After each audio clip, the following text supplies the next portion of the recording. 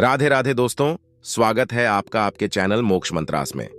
सज्जनपुर नाम का कस्बा था जहां एक अमीर जमींदार शमशेर चौधरी रहता था। उसकी जिंदगी खुशहाल थी। बड़ी हवेली, खेती बाड़ी और नौकर चाकर। 2 साल पहले ही उसकी शादी हुई थी और अब उसके घर एक नन्ही परी जैसी बच्ची ने जन्म लिया था। उसका नाम रखा गया रेशमा। रेशमा की आंखें जैसे आसमान के तारों सी चमकती थीं, लेकिन किस्मत को कुछ और ही मंजूर था। जब रेशमा ने अभी बैठना भी नहीं सीखा था, तभी उसकी मां का निधन हो गया। शमशेर चौधरी अपनी पत्नी की मौत से टूट गया। उसकी हंसी जैसे कहीं खो गई थी। अब वह दिन रात चुपचाप रहता, बस तभी मुस्कुराता जब रेशमा उसकी गोद में होती। उसने कसम खाई कि वह कभी दूसरी शादी नहीं करेगा। उसकी सारी दुनिया अब उसकी बेटी ही थी। उसने रेशमा की देखभाल के लिए एक दाई रख ली, लेकिन खुद भी उसका हर छोटा बड़ा ध्यान रखता। रेशमा धीरे धीरे बड़ी होने लगी। अब वह 4-5 साल की हो चुकी थी। उसकी आंखों में मासूमियत झलकती थी, लेकिन दिल में अकेलापन था। वह चाहती थी कि उसके साथ कोई खेले, कोई उससे बातें करे, पर हवेली के आसपास मीलों तक कोई बच्चा नहीं था। अक्सर वह खिड़की से बाहर झांकती, राह देखती कि कोई आए और उसके साथ खेले। शमशेर चौधरी उसका मन बहलाने के लिए हर रोज नए नए खिलौने लाता। लकड़ी का घोड़ा, मिट्टी की गुड़िया, घंटियों वाला झूला, लेकिन रेशमा की आंखों की उदासी नहीं मिटती थी। हवेली की दीवारों में सन्नाटा बस गया था और उस सन्नाटे के बीच रेशमा की हंसी अब बहुत कम सुनाई देती थी। लेकिन रेशमा के लिए वे सारे खिलौने, झूले और रंग बिरंगे कपड़े बेकार साबित हो रहे थे। उसके चेहरे पर मुस्कान जैसे गुम हो गई थी। वह अक्सर खिड़की से बाहर झांकती और हवा में उड़ते पत्तों को देखती रहती। चौधरी के दिल में हर दिन यह सवाल उठता, मैं अपनी बेटी का दिल कैसे बहलाऊं? उसे खुश करने के लिए क्या करूं? उसके लिए कोई साथी कहां से लाऊं? वह चाहता था कि उसकी प्यारी रेशमा किसी बच्चे के साथ खेले, हंसे और अपनी दुनिया में खो जाए, मगर किस्मत ने जैसे उसके आसपास सन्नाटा बिछा दिया था। एक दिन की बात है। दोपहर का समय था। धूप में हल्की तपिश थी। शमशेर चौधरी अपने घोड़े पर सवार होकर खेतों का मुआयना करके लौट रहा था। रास्ते में उसे दूर से ढोलक और बीन की आवाजें सुनाई दीं। उसने घोड़े की लगाम खींची और देखा, गांव के बाहरी हिस्से में कुछ बंजारों का काफिला ठहरा हुआ था। चारों तरफ रंग बिरंगे तंबू, रस्सियों से बंधे ऊंट और घोड़े और लोग अपने अपने काम में लगे हुए थे। ये बंजारे दूसरे प्रदेशों से आते थे। कोई घोड़े बेचता था, कोई चाकू और छुरियां, तो कोई खिलौने या मिट्टी के बर्तन। उनमें कुछ बाजीगर थे जो करतब दिखाकर लोगों का मन बहलाते, और कुछ सपेरे थे जो अपने बीन की धुन पर सांपों को नचाते थे। शमशेर चौधरी का स्वभाव बहुत सख्त था। उसे हमेशा से इन बंजारों से नफरत थी, क्योंकि उसने सुना था कि इन लोगों में कई बार चोर उचक्के भी मिल जाते हैं।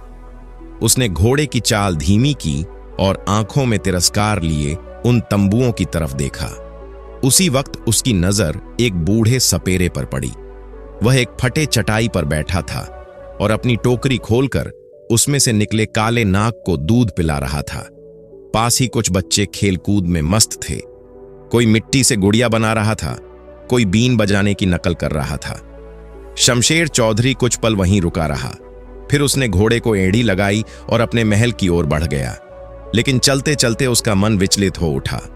कुछ ही दूर जाकर उसने फिर लगाम खींची और इस बार उसकी नजर वहीं उसी डेरे की तरफ ठहर गई। उसने देखा, एक छोटी सी नन्ही बच्ची धूल में खेल रही थी। उसकी आंखों में मासूम चमक थी, चेहरे पर वही कशिश, वही भोली मुस्कान जो उसे उसकी अपनी बेटी रेशमा में नजर आती थी। कुछ पल के लिए तो चौधरी के दिल की धड़कन जैसे थम सी गई। उसने खुद से कहा, यह तो बिल्कुल मेरी रेशमा जैसी दिखती है। अगर यह बच्ची मेरी बेटी के पास रहे तो रेशमा कभी अकेली महसूस नहीं करेगी। दोनों एक दूसरे की सखियां बन जाएंगी। मेरी बेटी की हंसी लौट आएगी। पर तुरंत उसके मन में दूसरा ख्याल आया, लेकिन यह बच्ची मुझे कैसे मिल सकती है? ये बंजारे अपने बच्चों को किसी अजनबी को क्यों देंगे? वह वहीं खड़ा सोचता रहा। कुछ पल बाद उसके चेहरे पर एक चालाकी भरी मुस्कान आई। उसने सोचा, अगर मैं इस बच्ची को चुपचाप उठा लूं तो कोई मुझे देखेगा नहीं। ये लोग 2-4 दिन ढूंढेंगे, फिर हार मानकर चले जाएंगे। और अगर कभी उन्हें पता भी चल गया कि लड़की मेरे पास है तो मैं इन्हें इतना रुपया दे दूंगा कि ये अपने सारे गम भूल जाएंगे। धन के सामने इनकी जुबान खुद चुप हो जाएगी। उसने चारों ओर नजर दौड़ाई। वहां बस बंजारों की कुछ औरतें चूल्हा जला रही थीं और बच्चे खेल में मग्न थे। कोई उसे देख नहीं रहा था। उसके मन में अब लालच और इच्छा दोनों साथ पलने लगे। उसने गहरी सांस ली, आंखें मूंदी और सोचा, अगर मैं यह कदम उठा लूं तो मेरी बेटी फिर कभी अकेली नहीं रहेगी। अब उसका मन जैसे किसी निर्णय की ओर झुकने लगा था। वह धीरे धीरे अपने घोड़े से उतरा, बंजारों के डेरे की ओर देखा और सोचने लगा कि कैसे वह बिना किसी को शक हुए इस बच्ची को अपने साथ ले जा सकता है। चौधरी ने एक बार फिर दूर दूर तक अपनी पैनी नजर दौड़ाई। चारों ओर सन्नाटा था। न कोई आदमी नजर आता था, न कोई हलचल। बंजारों के तंबुओं से सिर्फ बीन की धीमी धीमी आवाज और चूल्हों के धुएं की महक उठ रही थी। उसने गहरी सांस ली और धीरे धीरे अपने घोड़े से उतरा। उसके कदमों की आहट भी मिट्टी में दब गई। वह दबे पांव उस छोटी बच्ची के करीब पहुंचा, वही नन्ही सी चंदा जो मिट्टी में खेलते हुए हंस रही थी। एक पल के लिए चौधरी ठिठक गया। उसकी मासूम हंसी ने उसके दिल में जैसे हलचल मचा दी। लेकिन उसी क्षण उसके अंदर का पिता जाग उठा। रेशमा को खुश करने का यही मौका है, उसने खुद से कहा। फिर उसने इधर उधर नजर घुमाई। कोई नहीं था, बस कुछ बंजारने दूर अपने चूल्हे पर रोटियां सेंक रही थीं और कुछ बच्चे दूसरी तरफ खेल में मग्न थे। अगले ही पल चौधरी ने बिना कोई आवाज किए चंदा को झट से अपनी बाहों में उठा लिया। वह लड़की अचानक डर से सिहर उठी और चीखने ही वाली थी कि चौधरी ने उसके मुंह पर हाथ रख दिया। वह तेजी से अपने घोड़े के पास पहुंचा, बच्ची को अपने सामने बिठाया और पल भर में घोड़ा दौड़ पड़ा।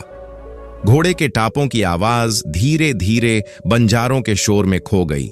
किसी को कुछ समझ ही नहीं आया।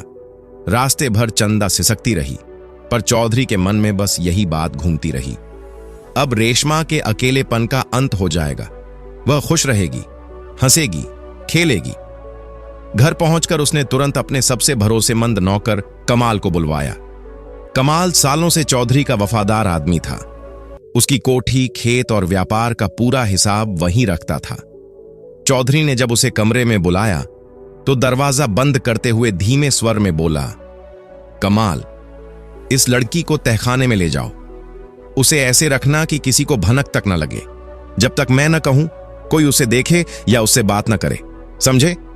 कमाल चौधरी के इशारे पर झुक गया। हुक्म की तामील होगी हुजूर। वह चुपचाप लड़की को लेकर कोठी के नीचे बने ठंडे और अंधेरे तहखाने की तरफ चला गया। चंदा रोती रही। उसकी आंखों में भय और असहायता झलक रही थी। लेकिन कमाल ने बिना कुछ बोले उसे वहां छोड़ दिया और बाहर से दरवाजा बंद कर दिया। अब चौधरी अपने कमरे में टहलते हुए खुद से बातें करने लगा। बस कुछ दिन की बात है, 5-7 दिन में यह मामला शांत हो जाएगा। फिर मैं इस लड़की को तहखाने से निकालकर रेशमा से मिलवाऊंगा। दोनों साथ खेलेंगी, खिलखिलाकर हंसेंगी। मेरी बेटी की दुनिया बदल जाएगी। यह सोचते सोचते उसका दिल हल्का हुआ और धीरे धीरे नींद ने उसे अपने आगोश में ले लिया।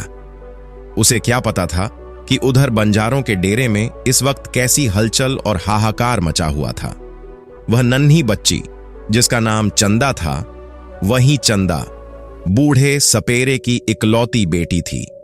वही बूढ़ा जिसे चौधरी ने उसी सुबह सांप को दूध पिलाते हुए देखा था। शाम होते होते जब सबने देखा कि चंदा कहीं नहीं है तो पूरा डेरा गूंज उठा। बंजारने चिल्लाने लगीं, बच्चे रोने लगे और बूढ़ा सपेरा बीन गिराकर जमीन पर बैठ गया। कुछ ही देर में उन्होंने आसपास की जगह की तलाशी ली। तभी उन्हें मिट्टी में घोड़े के पैरों के ताजे निशान दिखे, गहरे, भारी और साफ। सपेरे ने गुस्से से दांत भींचते हुए कहा, किसी अमीर जमींदार ने हमारी बच्ची को उठा लिया है। बंजारों ने झट से टोली बनाई। मशालें जलाईं और उन पैरों के निशानों का पीछा करने लगे। रास्ते में हर मोड़, हर पगडंडी पर वे ध्यान देते गए और आखिरकार वे निशान सीधे चौधरी शमशेर की कोठी के फाटक तक पहुंच गए। रात के अंधेरे में जब दर्जनों मशालें लहराईं तो चौधरी की कोठी का दरवाजा मानो जलते साए से घिर गया। बंजारों की भीड़ गुस्से में चिल्लाने लगी, हमारी बच्ची लौटा दो, हमें हमारी चंदा दे दो। अंदर कमरे में लेटे चौधरी की नींद टूटी। उसने घबराकर नौकर को बुलाया, क्या हो रहा है बाहर? नौकर हकलाते हुए बोला, हुजूर, फाटक पर बहुत से बंजारे जमा हैं। वे शोर मचा रहे हैं कि उनकी कोई लड़की गायब है। पहले तो चौधरी के चेहरे पर डर की झलक आई, लेकिन अगले ही पल उसने खुद को संभाला। उसने सोचा, अगर मैंने डर दिखाया तो ये और चढ़ बैठेंगे। वह तेजी से उठा, अपनी पगड़ी ठीक की और बाहर फाटक की ओर बढ़ा। फाटक पर पहुंचते ही भीड़ में सन्नाटा छा गया। मशालों की रोशनी में चौधरी की ऊंची कद काठी और तेज नजरें चमक उठीं। वह गरजती आवाज में बोला, क्यों शोर मचा रखा है तुम लोगों ने? किस बात की बदतमीजी है ये? तुम सब यहां पर क्यों जमा हुए हो? बंजारों का गुस्सा 7वें आसमान पर था। उनमें से एक ने आगे बढ़ते हुए ऊंची आवाज में कहा, चौधरी, हमारी एक बेटी, हमारी चंदा इसी कोठी में लाई गई है। हमने अपने आंखों से घोड़े के पैरों के निशान देखे हैं जो सीधे तेरे आंगन तक आते हैं। हम अपनी बेटी को लेने आए हैं, उसे हमें लौटा दो। शमशेर चौधरी ने उन्हें घूर कर देखा और ठंडी आवाज में बोला, ये सब झूठ है, मैं किसी की लड़की को क्यों लाऊंगा? जाओ, अपने रास्ते जाओ, यहां कोई चंदा नहीं है। लेकिन बंजारे अब पीछे हटने वालों में से नहीं थे। एक बूढ़ी बंजारन जो चंदा की मां थी आगे बढ़ी और रोते हुए बोली, चौधरी साहब, अगर आपके घर में हमारी बेटी नहीं है तो हमें तलाशी लेने दीजिए। अगर हम गलत हैं तो हम अपने सिर झुका लेंगे, लेकिन अगर वो यहां मिली तो खुदा भी आपको माफ नहीं करेगा। चौधरी के चेहरे पर हल्की मुस्कान आई। उसे अपनी चालाकी पर गर्व महसूस हुआ। उसने अपने नौकरों की तरफ इशारा करते हुए कहा, ठीक है, देख लो मेरे घर के कोने कोने को। अगर तुम्हारी बेटी मिल जाए तो मैं खुद तुम्हारे सामने सिर झुका दूंगा। फिर बंजारे कोठी में घुस गए। वे हर कमरे, हर दालान, हर कोने की तलाशी लेने लगे। कोई कमरा ऐसा नहीं छोड़ा गया जहां उन्होंने झांका न हो। वे अस्तबल में भी गए जहां घोड़े बंधे थे, रसोई में भी गए जहां नौकर खाना बना रहे थे, यहां तक कि छत और आंगन के हर कोने में भी झांक लिया, लेकिन हर जगह सन्नाटा था। तलाशी खत्म हुई लेकिन कोई सुराग नहीं मिला। चौधरी अब और भी रोबदार आवाज में बोला, देख लिया ना तुम सबने, यहां कोई लड़की नहीं है। अब बेवजह शोर मचाकर मेरे घर की इज्जत खराब मत करो और वापस अपने डेरे में जाओ। लेकिन बंजारों के दिल मानने वाले नहीं थे। वो अब भी चिल्ला रहे थे, हमारी चंदा को हमें लौटा दो, वो यहीं है। उनकी औरतें रोती चिल्लाती, आसमान की तरफ हाथ उठाकर भगवान से इंसाफ मांगती। चंदा की मां जमीन पर गिर गई। रोते रोते उसकी आवाज फट गई, हे मालिक, हमारी मासूम बच्ची को लौटा दो। चौधरी, तेरे पास जो भी हो सब ले ले, पर मेरी बेटी मुझे दे दे। वहीं पास में बूढ़ा सपेरा, जो कभी सैकड़ों सांपों का मालिक था, आज अपनी बेटी के दर्द में कांप रहा था। उसने झुककर मिट्टी उठाई और बोला, चौधरी, ये मिट्टी गवाही दे रही है कि तूने हमारी बेटी चुराई है। हमारे जानवर, हमारे सांप, हमारी दौलत सब ले जा, पर हमें हमारी चंदा लौटा दे। लेकिन शमशेर चौधरी के दिल पर जैसे पत्थर रखे थे। उसके चेहरे पर कोई भाव नहीं आया। वह बस बोला, बहुत हो गया नाटक, अब इन्हें कोठी से बाहर निकाल दो। फौरन उसके नौकरों ने लाठियां उठाईं और बंजारों को धक्के देकर बाहर निकालने लगे। जाते जाते बूढ़ा सपेरा पीछे मुड़ा और गरजते हुए बोला, ठहर जा चौधरी, तूने जो किया है उसका अंजाम तू खुद देखेगा। तेरी कोठी की दीवारें तेरे खिलाफ गवाही देंगी। हमने तेरी शक्ल देख ली है, अब तेरा चैन हराम होगा। तू चाहे कितना अमीर क्यों ना हो, एक दिन हमारी बद्दुआ तुझे मिट्टी में मिला देगी। लेकिन चौधरी ने उसे अनसुना कर दिया। उसके चेहरे पर हल्की हंसी आई और वह भीतर चला गया, मानो कुछ हुआ ही ना हो। अगले दिन जब उसने सुना कि बंजारे अपने खेमे उखाड़कर अपने ऊंट, घोड़े बर्तन, सपेरों के बीन और सामान के साथ दूसरे इलाके की ओर जा चुके हैं तो उसके दिल से जैसे बोझ उतर गया। उसने राहत की सांस ली। अब उसने तहखाने में छिपी चंदा की देखभाल के लिए 2 और नौकर रख दिए। उन्हें सख्त हिदायत दी गई कि कोई भी बात बाहर न जाए। लड़की को अच्छे खाने, कपड़े और खेल खिलौने दिए जाने लगे। चौधरी ने सोचा, अब जब सब शांत हो गया है तो कुछ ही दिनों में मैं उसे रेशमा से मिलवा दूंगा। वो दोनों बहनों की तरह रहेंगी। दिन बीतते गए। 15 दिन गुजर गए। सब कुछ सामान्य लग रहा था, लेकिन तभी खबर आई कि कुछ बंजारन औरतें कोठी के आसपास घूमती दिखाई दी हैं। चौधरी ने इस बात पर ध्यान नहीं दिया। वह मुस्कुराकर बोला, ये तो शायद किसी और कबीले की होंगी, चोरी का मौका तलाश रही होंगी।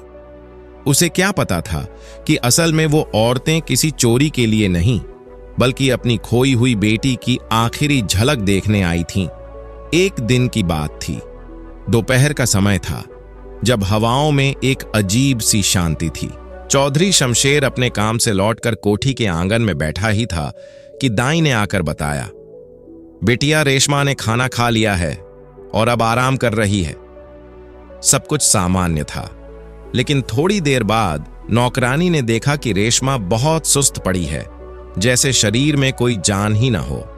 उसने सोचा शायद धूप या गर्मी लग गई होगी, मगर जब शाम तक रेशमा उठी नहीं तो दाई के मन में डर घर करने लगा। अगली सुबह जब सूरज की किरणें रेशमा के कमरे में पहुंची, तब भी वो वैसे ही लेटी हुई थी। दाई ने धीरे से उसका कंधा हिलाया, बेटिया उठ जाओ, बहुत देर हो गई। लेकिन रेशमा की पलकें जरा भी नहीं फड़कीं। उसने फिर से पुकारा, जोर से झकझोरा, पर कोई जवाब नहीं मिला। अब दाई के हाथ पांव फूल गए। उसकी आंखों में डर उतर आया। वह दौड़ती हुई सीढ़ियां उतरकर चिल्लाने लगी, अरे कोई है, जल्दी जाओ, चौधरी साहब को बुलाओ, रेशमा बिटिया उठ नहीं रही।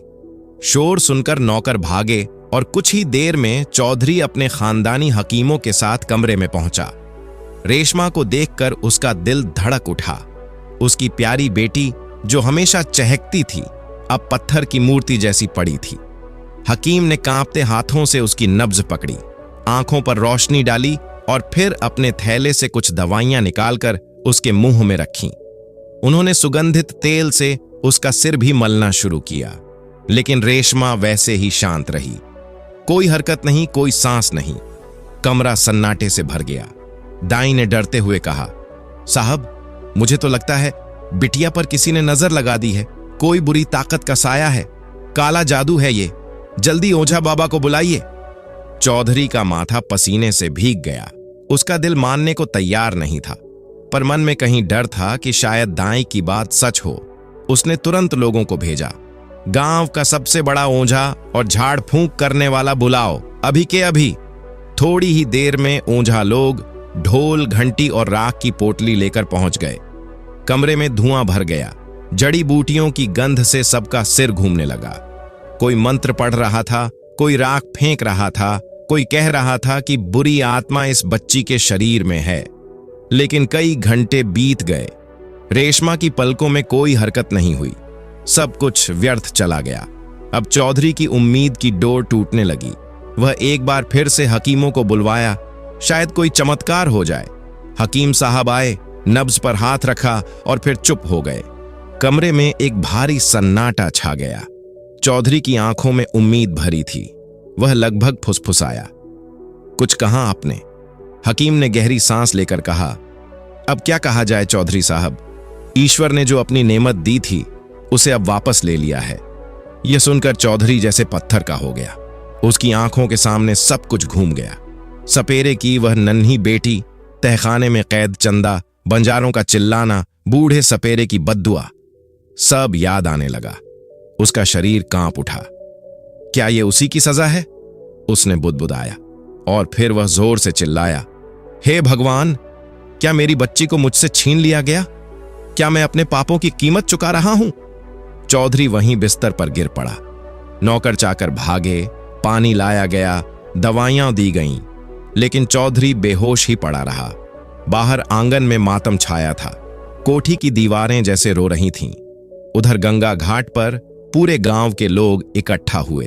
5 साल की रेशमा के छोटे से शव को फूलों से सजाया गया। उसकी मासूम शक्ल को देखकर हर किसी की आंखें नम हो गईं।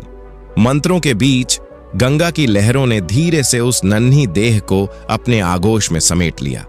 इधर चौधरी जब होश में आया तो उसकी आंखें सूजी हुई थीं, चेहरा बुझा हुआ। वह देर तक दीवारों को घूरता रहा, फिर खुद से बोला, अगर मैं उस सपेरे की बेटी को उठाकर न लाता, अगर मैं उसके घर का चिराग न बुझाता, तो आज मेरी रेशमा जिंदा होती। उसकी आंखों से आंसू बह निकले। उसने आसमान की ओर देखा और करुण आवाज में कहा, हे भगवान, तूने मुझे इतना बड़ा बनाया, इतना धन दिया, इतनी इज्जत दी, पर बदले में तूने मुझसे मेरी एकलौती बेटी छीन ली। एक मामूली से सपेरे की बेटी के बदले में मेरी रेशमा चली गई। यही तेरी न्याय की रीत है? इतना कहकर चौधरी की आवाज गले में अटक गई। कोठी में सन्नाटा छा गया और हवाओं में बस रेशमा की हंसी की याद गूंजती रह गई। यह तेरा कैसा न्याय है, हे भगवान। यही शब्द अब शमशेर चौधरी के होंठों पर हमेशा रह गए थे। रेशमा की मौत के बाद जैसे उसके जीवन की सारी चमक, सारी ठसक, सारा घमंड एक झटके में खत्म हो गया था। अब वह वही चौधरी नहीं रहा जो कभी सिर उठाकर अकड़ के साथ गांव में घूमता था। उसका चेहरा बुझा बुझा रहता, आंखों में हमेशा थकान और मन में एक बोझ सा महसूस होता था। वह पहले जहां किसी गरीब की फरियाद नहीं सुनता था, अब खुद अपने नौकरों से कहता, किसी पर जुल्म मत करना। अगर कोई वक़्त पर लगान नहीं दे पाता तो माफ कर देना। भूख से मरता इंसान अगर जमीन का कर भी चुका दे तो भी ईश्वर खुश नहीं होता। उसके व्यवहार में ऐसा परिवर्तन आया कि गांव के लोग उसे देखकर कहते, लगता है चौधरी अब सच में इंसान बन गया है। अब उसके अंदर न गुस्सा था, न अभिमान। उसकी चाल में वह अकड़ नहीं रही जो कभी उसकी पहचान थी। उसका सीना जो कभी गर्व से तना रहता था, अब झुक चुका था। लोगों को देखकर सिर उठाने वाला चौधरी अब आंखें नीची करके बोलता। उसका मन पूरी तरह टूट चुका था। दिन बीतते गए, उसने अपनी सारी ऊर्जा सपेरे की बेटी चंदा को पालने में लगा दी। वही चंदा जिसे वह कभी जबरदस्ती अपने घर ले आया था, अब वही उसके जीवन का सहारा बन गई थी।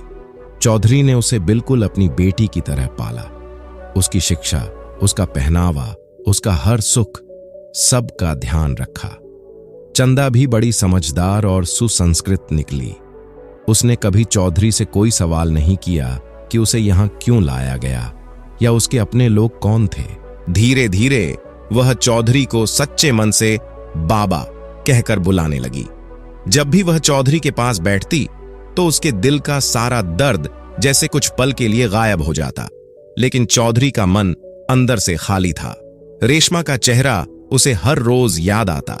जब भी वह चंदा को देखता तो उसकी आंखों के सामने रेशमा की मुस्कुराती हुई सूरत घूम जाती। अक्सर वह खिड़की से आसमान की तरफ देखकर सोचता, अगर मेरी रेशमा जिंदा होती तो शायद आज यही उम्र होती उसकी। 12 बरस ऐसे ही बीत गए। चंदा अब एक सुंदर, सुशील और जवान लड़की बन चुकी थी। उसकी आंखों में मासूमियत थी, चाल में गरिमा और बोलचाल में विनम्रता। पूरे गांव में उसकी चर्चा होने लगी थी। चौधरी की बेटी चंदा तो जैसे चांद का टुकड़ा है। दूसरी ओर बूढ़ी दाई, जो चौधरी के घर में रेशमा के जन्म से थी, अब बहुत कमजोर हो चुकी थी। उसके बाल पूरी तरह सफेद हो गए थे, हाथ कांपते रहते, पर चौधरी के दुख में उसकी वफादारी अब भी वैसी ही थी। वह अक्सर चौधरी को समझाती, साहब, जो बीत गया उसे भूल जाइए। जो भगवान करता है उसमें कुछ भलाई होती है। चौधरी हल्की मुस्कान देता, पर उसकी आंखें नम हो जाती। भलाई? अगर बेटी को खोना भलाई है तो मैं उस भलाई को नहीं चाहता।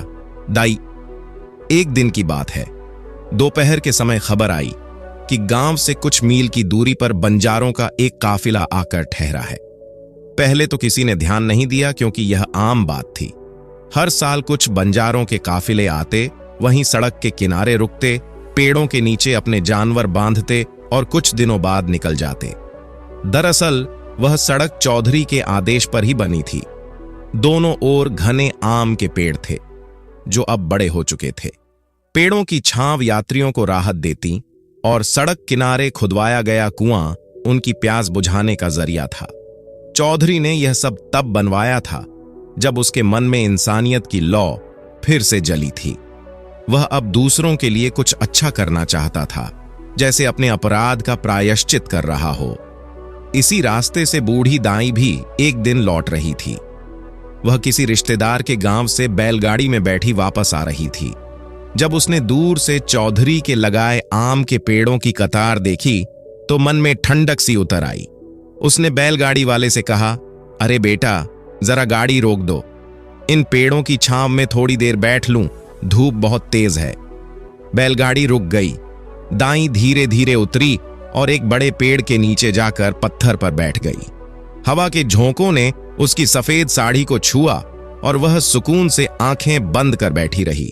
उसी वक्त 4 बंजारन औरतें सिर पर मटके रखे कुएं की ओर आती दिखीं। उनके कपड़ों से मिट्टी और धूप की खुशबू आ रही थी। पायल की छनक से माहौल में एक अलग सी आवाज गूंज उठी। बूढ़ी दाई उन्हें देखकर कुछ क्षणों के लिए ठिठक गई। उसके मन में अचानक एक पुरानी याद जाग उठी।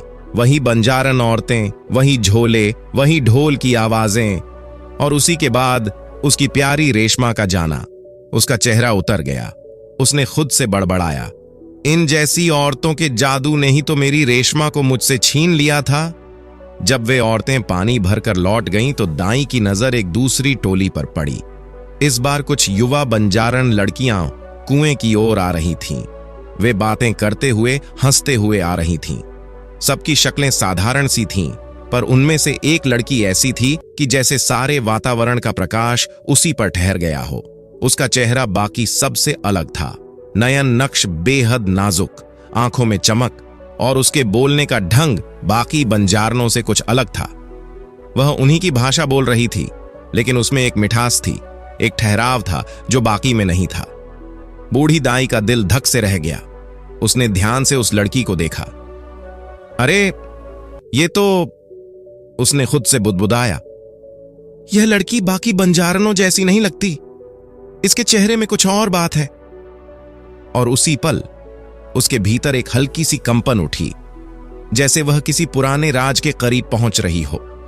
उस लड़की को देखते ही बूढ़ी दाई को ऐसा लगा मानो समय अपनी चाल बदल गया हो और वह सच में रेशमा को फिर से देख रही हो। उसकी नजरें बार बार उस नन्ही लेकिन जवान होती लड़की पर टिक गईं। लड़की भी बूढ़ी दाई की ओर लगातार देख रही थी। उसकी आंखों में जिज्ञासा और मासूमियत साफ झलक रही थी। धीरे धीरे बाकी सभी लड़कियां कुएं से पानी भरकर अपनी सहेलियों के साथ लौट गईं, लेकिन वह लड़की अलग रही। उसने अपने मटके को संभाला और तय कदमों से बूढ़ी दाई की ओर बढ़ी। जैसे ही वह दाई के पास आई, उसने हल्की मुस्कान के साथ पूछा, बड़ी अम्मा, आप इतनी उदास क्यों बैठी हैं और मुझे इतनी गौर से क्यों देख रही हैं? बूढ़ी दाई ने उसे बड़े प्यार और गर्मजोशी से देखा। उसकी आंखों में यादों की झलक थी। उसने धीरे धीरे कहा, तुम्हें देखकर मुझे अपनी प्यारी रेशमा की याद आ गई। वह भी तुम्हारी तरह ही सुंदर थी। तुम्हारे जैसे नयन, वही होंठ, वही मासूमियत। अगर वह आज जिंदा होती तो शायद तुम्हारी उम्र की होती और बिल्कुल तुम्हारी तरह दिखती। इतना कहते कहते बूढ़ी दाई की आंखों से आंसू बहने लगे। उसने लड़की को अपने सीने से लगा लिया और उस गर्मी और स्नेह में अपने पुराने दुखों को कुछ पल के लिए भुला दिया। लड़की भी धीरे धीरे उसे तसल्ली देती हुई बोली, बड़ी अम्मा, मुझे ऐसा याद है कि मैं पहले इन बंजारों के साथ नहीं रहती थी। मैं किसी अच्छे और आरामदायक मकान में रहती थी। मेरे घर में नौकर चाकर होते थे। मैं पढ़ाई करती थी, खेलती थी। अब इन बंजारों के साथ रहकर मुझे डर लगता है और मैं घबराती हूं। वो लड़की अपनी बात को खत्म करने ही वाली थी कि अचानक एक स्पष्ट और जोरदार आवाज आई, चंदा, तू वहां पर क्या कर रही है? चल इधर आ। चंदा ने मटका उठाया और तेज कदमों से उस आवाज की तरफ बढ़ी। बूढ़ी दाई भी बैलगाड़ी में बैठ गई और उनकी गाड़ी चौधरी शमशेर की कोठी की ओर रवाना हो गई। रास्ते में दाई लगातार उस लड़की के बारे में सोच रही थी। उसका मन कह रहा था कि शायद यह वही रेशमा की तरह की मासूम और सुंदर बच्ची है जिसे देखकर पुरानी यादें ताजा हो गईं। जब वे कोठी पहुंचे, दाई ने चौधरी से पूरी बात बताई। चौधरी साहब, उसने गंभीर आवाज में कहा, 2.5-3 मील दूर बंजारों का एक काफिला आकर रुका है। वहां मैंने एक लड़की देखी जो हूबहू हमारी रेशमा जैसी है। बात करने का अंदाज, उसकी शक्ल सूरत, उसकी चाल, सब कुछ रेशमा जैसा ही है। मुझे डर है कि कहीं यह वही लड़की न हो जो हमारी रेशमा की तरह मासूम और सुंदर है। चौधरी शमशेर चौधरी अब गंभीर हो गया। उसकी आंखों में पुराने दुख की झलक थी, लेकिन दिल में उम्मीद की एक नई किरण भी जाग उठी। उसने दाई को देखा और बोला कि हमें तुरंत यह पता लगाना होगा कि यह लड़की कौन है और उसका असली घर कहां है। उसकी आवाज में अब केवल चिंता और स्नेह था, कोई गुस्सा या घमंड नहीं। अगर रेशमा को मैंने अपनी आंखों के सामने गंगा में बहते हुए ना देखा होता तो मैं पूरी तरह यकीन कर सकती थी कि यही हमारी रेशमा है। लेकिन बूढ़ी आंखें अक्सर धोखा खा जाती हैं, इसलिए मैं पूरी तरह भरोसा नहीं कर सकती थी। इसलिए चौधरी साहब, आप खुद जाकर देखिए कि यह लड़की वास्तव में कौन है और इसका असली घर कहां है। चौधरी अब शारीरिक रूप से कमजोर हो गया था और अक्सर खोया खोया सा रहता था। लेकिन बूढ़ी दाई की यह बात सुनते ही जैसे उसके भीतर बिजली की लहर दौड़ गई हो। उसकी आंखों में नई चमक आ गई। उसने दाई का हाथ मजबूती से पकड़ा और दौड़ते हुए बोला, चलो, मुझे अभी वहां ले चलो। मैं देखना चाहता हूं कि ये मक्कार लोग किस कदर हिम्मत रखते हैं। दाई ने चौधरी के जोश को देखकर थोड़ी चिंता महसूस की। उसे डर था कि इस समय अगर चौधरी वहां पहुंचे तो बंजारे किसी तरह की हरकत कर सकते हैं और स्थिति बिगड़ सकती है। उसने समझाया, चौधरी साहब, इस समय जाना ठीक नहीं होगा। बेहतर होगा कि हम सुबह सवेरे जाएं। तब तक सभी शांत होंगे और हम सुरक्षित ढंग से लड़की तक पहुंच सकते हैं। चौधरी ने दाई की बात सुनी, लेकिन रात भर उसने चैन से नींद नहीं ली। वह बिस्तर पर करवटें बदलता रहा। उसकी आंखें बार बार खुल जाती थीं और मन में यह विचार आता रहता था कि उसकी बेटी आखिर कहां है। सुबह होते ही चौधरी ने अपने 4 सबसे भरोसेमंद नौकरों को साथ लिया और दाई के मार्गदर्शन में उस जगह की ओर रवाना हुआ। जैसे ही वे बंजारों के खेमों के पास पहुंचे, चौधरी की नजरें चारों ओर फैलीं। कुएं के पास पानी भरती औरतों में से उसकी नजर एक लड़की पर पड़ी। वह लड़की, उसका चलने फिरने का अंदाज, उसके हाथ पैर, सब कुछ, सब उसकी रेशमा जैसी लग रही थी। चौधरी का दिल जोर जोर से धड़कने लगा। उसने धीरे से दाई से कहा, यही मेरी रेशमा है। दाई ने मुस्कुराते हुए जवाब दिया, मैंने पहले ही कहा था कि मैंने एक ऐसी लड़की देखी है जो हूबहू रेशमा जैसी है। अब तुम्हें खुद देखना चाहिए। चौधरी ने लड़की की तरफ बढ़ते हुए उसके चेहरे को गौर से देखा। उसकी आंखों में चमक थी, लेकिन वह घबराई हुई थी। तभी चौधरी ने देखा, उसके माथे के बाईं ओर बचपन की चोट का वही निशान था जो रेशमा के माथे पर बचपन में पड़ा था। चौधरी दौड़ते हुए उसे अपने सीने से लगा लिया और उसकी आंखों में आंसू बहने लगे। लड़की का दिल जोर जोर से धड़क रहा था। उसे अचानक याद आया कि वह इसे हमेशा बापू कहकर पुकारा करती थी। यह विचार आते ही उसने जोर से चिल्ला दिया, बापू, तुमने मुझे अपने से दूर क्यों रखा? तुमने मुझे अपने घर में क्यों नहीं रखा? क्या तुम मुझसे नाराज हो? मैं तुमसे दूर नहीं रहना चाहती। ठीक उसी वक्त बंजारों की कुछ टोली ने उन्हें देखा और दौड़ते हुए उनके पास आ गई। चौधरी को तुरंत यह समझ में आ गया कि वे वही लोग हैं। उसने अपने हाथों से उस बूढ़े सपेरे को पहचान लिया था। वही बूढ़ा सपेरा था जो 12 साल पहले चौधरी की कोठी पर अपनी बेटी लेने आया था। उसकी पहचान होते ही चौधरी का चेहरा रंग बदलकर लाल हो गया। आंखों में गुस्से के साथ साथ पुरानी शर्म की आग भी छलकने लगी। वह गूंजती हुई आवाज में चिल्लाया, सुन लो, तुम झूठे और बदमाश लोग, मेरी बेटी को तुम छू भी नहीं सकते। मुझे क्या पता था कि किसी ने काला जादू करके मुझे मेरी रेशमा से बेदखल कर दिया होगा, पर अब तुम्हारा कोई जादू मुझ पर नहीं चलने देगा। और उसने रेशमा की ओर झुककर धीरे से कहा, रेशमा, तू मेरी ही बेटी है। मैं तुझे किसी भी हाल में अपने से अलग नहीं होने दूंगा।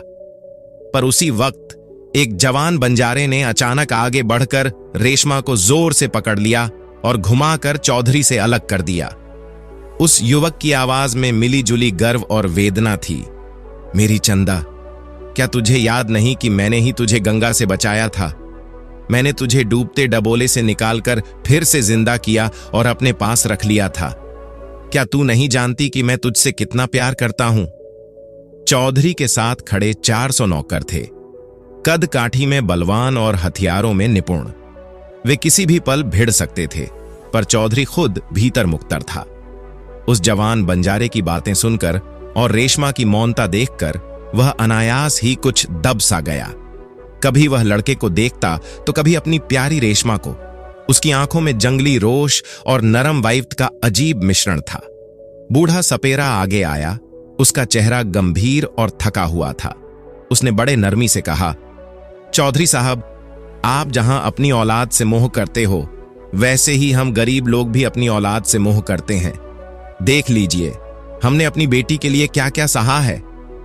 चौधरी इस बात को सुनकर शर्म से झुक गया।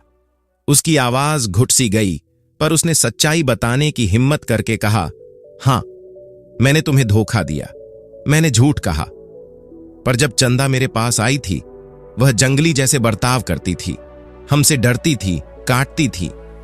मैंने उसे प्यार से पाला, पढ़ाया लिखाया। देखो अब वह कितनी समझदार और काबिल हो गई है। अगर तुम चाहो तो ले जाओ, पर मेरी रेशमा को मेरे पास वापस कर दो। बूढ़ा सपेरा उसकी ओर ठंडी नजर से देखने लगा और बोला, मुझे वह चंदा अब रास नहीं आई। मेरे लिए वह वैसी नहीं रही, मेरे लिए मर गई थी। जब वह तुम्हारी दीवारों में बंद होकर रंगीन दुनिया की आंखों से देखी, तो हमारी चंदा जैसी खुली हवा और आजादी से दूर हो गई। हम खुले आकाश में पले बढ़े लोग हैं, और तुम्हारी बेटी मेरी ही बन चुकी है। मैंने उसे गंगा से निकालकर जिंदा किया था। चौधरी ने दबी सी आवाज में पूछा, गंगा से निकालकर जिंदा किया? वह कैसे? सपेरा ने जैसे किसी पुराने राज को खोलते हुए मुस्कुराकर कहा, आप शायद नहीं जानते, हमारे पास ऐसे अजीबो गरीब जड़ी बूटियाओं और नुस्खे होते हैं जिनकी वजह से जंगलों और पहाड़ों की देन हमें ऐसे पौधे मिल जाते हैं कि हम मुर्दे को जिंदा और जिंदा को मुर्दा बना देते हैं। हमने तुम्हारी बेटी के खाने में वही दवा मिला दी थी। बूढ़ा सपेरा ने सख्ती से कहा, वही 4 औरतें जो तुम्हारी कोठी के आसपास घूमती घूमती दिखीं, वे मेरी ही भेजी हुई थीं। अमीर लोगों के घरों में भेष बदलकर घुसना और वहां से जो करना है करना, यह हमारे लिए आसान है। उन औरतों ने चुपके से जड़ी बूटियां तुम्हारी बेटी के भोजन में मिला दी। तुमने रेशमा को मुर्दा समझकर गंगा में बहा दिया और मैंने उसे बुलाकर अपने पास ले लिया। फिर जंगलों की जड़ी बूटियों और मेरे पुराने नुस्खों से उसे फिर से जिंदा किया, मानो मेरी बेटी दोबारा जन्म ले आई हो। वो कोठी में पली बढ़ी लड़की हमारे साथ रहने को तैयार नहीं थी। बूढ़ा सपेरा ने आंखें खेलाते हुए कहा, पर मेरे उस युवा साथी ने उसे प्यार से समझाया, उसके दिल को जीता और वह खुशी खुशी हमारे साथ रहने लगी। चौधरी के होठों पर अभी तक किसी तरह का जवाब नहीं था। भीतर कुछ टूट रहा था, कुछ मानो उसे घूंघट कर लगा था। तभी वही नौजवान बंजारे आगे आया और धड़कते स्वर में बोला, चौधरी साहब, ये लड़की सचमुच आपकी ही संतान हो सकती है, यह सत्य है, पर कुछ दिनों के भीतर यह मेरी पत्नी बनने वाली है, इसलिए मैं इसे किसी हाल में खोने नहीं दूंगा। रेशमा, या जो भी नाम उसने अब अपनाया था, उस नौजवान की ओर प्यार भरी शर्मीली निगाहों से देखने लगी, पर उसकी होंठों से एक शब्द भी नहीं निकला। चौधरी ने दोनों की आंखों की भाषा पढ़ी और भीतर ही भीतर मान गया कि लड़की भी उस जवान की ओर आकर्षित है। वर्षों पहले की गर्मी, हंसी, अपनत्व की यादें उसके दिल में उभरीं और साथ ही एक कड़वी बेचैनी ने उसे घेर लिया। हे ईश्वर, यह कैसा न्याय है? एक चौधरी की सूरत, एक जमींदार का बेटा अपनी ही बेटी को एक बंजारे की दुल्हन बनता देख रहा है। उस बेचैनी में वह खुद को संभाल कर सपेरे से बोला, ठीक है, मेरी सारी जमीनें, सारे पशु, मेरा सारा कारोबार, यह सब मैं मृत्युपरांत उस नौजवान को दे दूंगा। मेरे बाद वह मेरा वैधानिक वारिस होगा। तुम्हारे साथी मेरे रिश्तेदार बन जाएंगे। आओ, मेरे घर आओ और अपने साथ शांति और सम्मान के साथ रहो। सपेरा ने गर्दन हिलाकर ठंडी तरह कहा, बेवकूफ, हम दौलत के लालची नहीं हैं। हमें तुम्हारी जमीन दौलत, तुम्हारे जानवरों की जरूरत नहीं। हम खुले आसमान के नीचे रहते हैं, वही हमारी असली धरों। तुम्हारी जमीन हमारी आजादी नहीं खरीद सकती। अब जा और अपना काम कर। चौधरी के जिस्म में आग सी चुभी। उसकी आंखों में लालिमा लौट आई। उस बड़बोलेपन के आगे एक खतरनाक विचार उभरा। क्यों ना इस सपेरे को हमेशा हमेशा के लिए खत्म कर दिया जाए। वह धीरे से अपनी कमीज की जेब में हाथ डालकर पिस्तौल निकालने ही लगा कि नौजवान झट से उसे देख ले। उन चप्पल उंगलियों ने चौधरी के हाथ से हथियार छीन लिया। चौधरी साहब, नौजवान ने सख्त होकर कहा, तुम धोखे से हमें मार भी डालो, पर यह समझ लो कि चाहे पूरा गांव तुम्हारे साथ खड़ा हो जाए, यह लड़की अब हम कबीले की इज्जत है। इज्जत के लिए हम अपनी जान तक दे देंगे। चौधरी फिर अकड़ कर खड़ा हुआ और गरज उठा, अगर यही तुम्हारी मंशा है तो ठीक है, मैं तुम्हें खत्म कर दूंगा। मैं तुम्हें मौत के मुख तक धकेल दूंगा। नौजवान ने ठहरे हुए आत्मविश्वास से कहा, चौधरी साहब, जाने से पहले एक बात आजमाइए। यह लड़की खून के हिसाब से आपकी है, उसके रक्त में आपका ही पाठ है, इसलिए किसी संज्ञेय हिसाब से यह उसका फर्ज बनता है कि वह आपके साथ जाए। पर मैं जा रहा हूं। मैं अपनी किस्मत को छोड़ता हूं उस लड़की की मर्जी पर। यदि वह तुम्हारे साथ चलना चाहे तो शौक से चली जाए और फिर कभी मुझे याद न करे, लेकिन अगर उसे मुझसे प्यार है तो फिर मेरे पीछे पीछे चली आए। इतना कहकर वह नौजवान अपने खेमों की ओर बढ़ गया और दूर तक जाते ही अपनी भाषा में एक बेहद मधुर और सुरीला गीत गाने लगा। उसका स्वर इतना मोहक और आकर्षक था कि रेशमा अपने कदम रोक न सकी। वह धीरे धीरे उसके पीछे पीछे चलती रही, मानो गीत की हर धुन उसे खींच रही हो। कुछ ही कदम चलने के बाद रेशमा अचानक रुकी। उसने अपने कदम ठिठकाए और मुड़कर एक नजर अपने बापू की ओर डाली। उसकी आंखों में मिश्रित भाव थे, एक तरफ प्यार, दूसरी तरफ भय और कुछ झुकी हुई तसल्ली। फिर उसने दोनों हाथों से अपना चेहरा ढक लिया और दौड़ती हुई अपने खेमे के भीतर चली गई। चौधरी वहीं खड़े रह गए, आंखें जमाए हुए रेशमा को दूर जाते हुए देखते रहे। उनकी गर्दन झुकी हुई थी, कंधे सुन्न से हो गए थे और भीतर कुछ टूट रहा था। इससे पहले कि वे अपने गहरे भावनाओं के भारीपन में संतुलन खो देते और जमीन पर गिर जाते, उनके साथ खड़े साथी उन्हें पकड़कर सहारा देने लगे। आंसू उनके गालों पर बह रहे थे, पर उनकी आंखों ने उन्हें रोक रखा था। दोनों, चौधरी और बूढ़ी दाई, गहरे सदमे और भावनाओं में डूबे हुए थे। कोठी पहुंचकर दोनों ने खुद को कमरे में बंद किया। वहां उनकी हालत दयनीय थी। वे रोना चाहते थे, पर आंखों से आंसू नहीं निकल रहे थे। शाम ढली, रात गुजरी, सुबह हुई, दिन बीत गया, पर उनके मन और शरीर में न तो भूख लगी और न प्यास लगी। हर नौकर यही सोच रहा था कि शायद उनके मालिक अब या तो मर जाएंगे या पागल हो जाएंगे। तभी अचानक दरवाजे पर जोर से दस्तक हुई। नौकर दौड़े और दरवाजा खोला। उनके सामने एक बेहद सुंदर और जवान लड़की खड़ी थी, चेहरे पर मुस्कान और आंखों में चमक। उसकी उपस्थिति में पूरे कमरे की हवा बदल गई। उसने इठलाते हुए कहा, चौधरी साहब, कहाँ हैं आप? मुझे उनसे मिलना है। नौकरों ने चुपचाप चौधरी के कमरे की ओर इशारा किया। लड़की बिना देर किए कमरे में दाखिल हुई। उसका हर कदम आत्मविश्वास से भरा था। वह दौड़ते हुए चौधरी के पास गई, अपने हाथ उनके कंधों पर रख दिए और बोली, बापू, ये तुम्हारी क्या हालत हो गई? बेटी रेशमा, तू सचमुच आ गई। क्या मैं सपना तो नहीं देख रहा? क्या यह सच में हो रहा है? चौधरी पागलों की तरह अपने हाथ फैलाकर उसे गले लगाकर पकड़ लिया। रेशमा ने भी अपनी आंखों में छलकते प्यार और खुशी के साथ अपने बापू को गले लगाया। बूढ़ी दाई भी उन दोनों के पास आई और उन्हें दोनों हाथों से सहलाकर आशीर्वाद दिया। चौधरी ने अपनी आंखों में आंसू भरे हुए नौकरों से कहा, जाओ, चंदा को बुलाओ, उसकी बहन आई है। कुछ ही क्षणों में चंदा कमरे में आई। वह रेशमा को देखकर दंग रह गई। उसकी आंखों में विस्मय और प्रेम के भाव थे। चौधरी ने मुस्कुराते हुए कहा, बेटी चंदा, यह तुम्हारी बहन रेशमा है, इसीलिए मैं तुम्हें उठाकर लाया था। रेशमा, अब तुम दोनों खुशी खुशी रहो और जीवन में एक दूसरे का साथ निभाओ। चौधरी अभी भी थोड़ा भावुक था जब उसी वक्त उसके नौकरों ने अंदर आकर सूचना दी कि कुछ बंजारे दरवाजे पर खड़े हैं और वे भीतर आना चाहते हैं। चौधरी के मन में तुरंत डर और चिंता की लहर दौड़ गई। उसने सोचा, शायद ये लोग रेशमा को वापस लेने आए हैं। पर फिर उसने गहरी सांस ली और साहस जुटाकर कहा, ठीक है, अंदर आने दो। दरवाजा खुला और कबीले का सरदार बूढ़ा सपेरा आगे बढ़ा। उसके पीछे बाकी बंजारे खड़े थे, सभी शांत और संयमित। बूढ़ा सपेरा अपने ठोस और दृढ़ स्वर में बोला, चौधरी साहब, आपने खुद देखा कि हमें आपकी दौलत का लालच नहीं है और ना ही हम आपसे डरते हैं, पर फिर भी हमने आपकी बेटी आपको सौंप दी। आपने हमारी बेटी को इसलिए उठाया ताकि आपकी बेटी अकेलापन महसूस न करे। मैं पहले यह सोचता था कि आप हमारी बेटी को नौकरानी की तरह रखेंगे, उसकी जिंदगी पर जुल्म करेंगे और उसे केवल अपनी सुविधा के लिए इस्तेमाल करेंगे। पर जब मैंने देखा कि आपने मेरी बेटी को अपनी बेटी की तरह पाला, उसे किसी भी चीज की कमी नहीं होने दी, तो मेरा मन बदल गया।